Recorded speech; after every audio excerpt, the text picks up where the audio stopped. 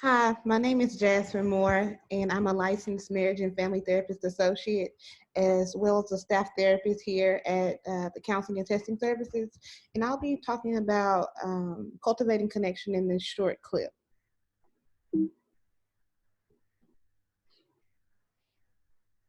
Are you a cabin fever couple or a part of a couple who's experiencing some cabin fever? Essentially, what this means is that you spent a significant amount of time together, and now you're starting to get a bit antsy.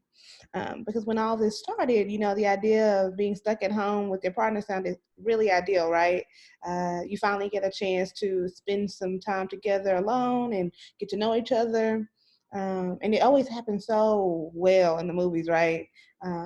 Everything is okay in the beginning. You tell yourself, I could get used to this. Like, this is really nice. But then after a while, it starts to set in, and you start to realize that too much togetherness is literally too much.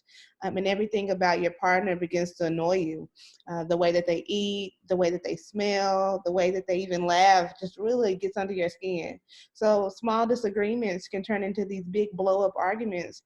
And instead of saying you could get used to this, you start to tell yourself, this isn't what I thought it would be.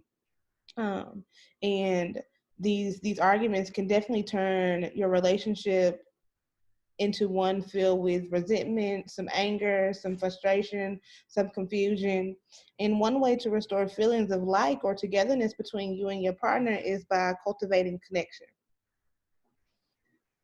In this connection activity, what you'll need is pens, paper, pencils, markers, whatever you'd like, and take about 30 to 45 minutes uh, with you and your partner.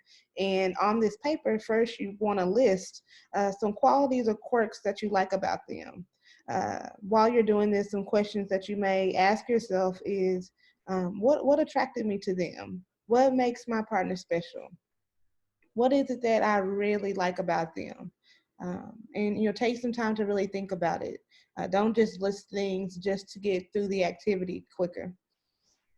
The next, what you want to do is you want to swap your list. Uh, this should create some buzzes of excitement, some curiosity about what's on your list. But remember, don't peek.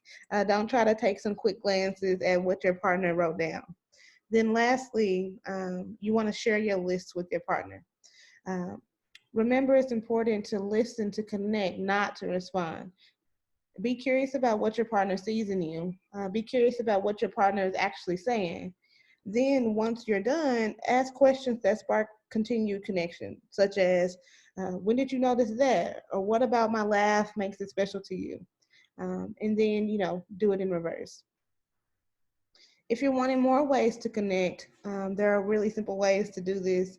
One way to do this is through games. One in particular, it could be continued to be couple focused. You can find these on your App Store or the Google Play Store. And one in particular is called Gottman's Love Deck or Gottman's Card Deck. And another one you can find on Amazon, which is called The End. And this will allow you to get you to know your partner a little bit better. You can also do this through board games and puzzles and other ways to uh, build closeness. You can also do this through cooking. Not only does it speed up the process and help make the meal a bit faster, but it also allows you to discover new recipes together, and you can also make this competitive as well and just like have a Hell's Kitchen throwdown, and that's always fun. Uh, a really important one I've added is love languages. I hear this a lot as a therapist about what a partner's love language is and why it's important to them. But by knowing what your partner's love language is, it allows you to be present, but then also gives you the opportunity to let your partner know that you understand them and who they are. And lastly, and this without COVID-19, without all of this current craziness, create new memories. Think about those things you haven't done.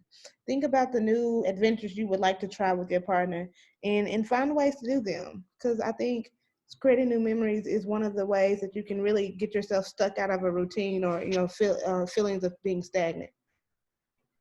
And if you're wanting more support, don't hesitate to contact Counseling and Testing Services at 940-565-2741 or by email at counselingandtestingservices@unt.edu.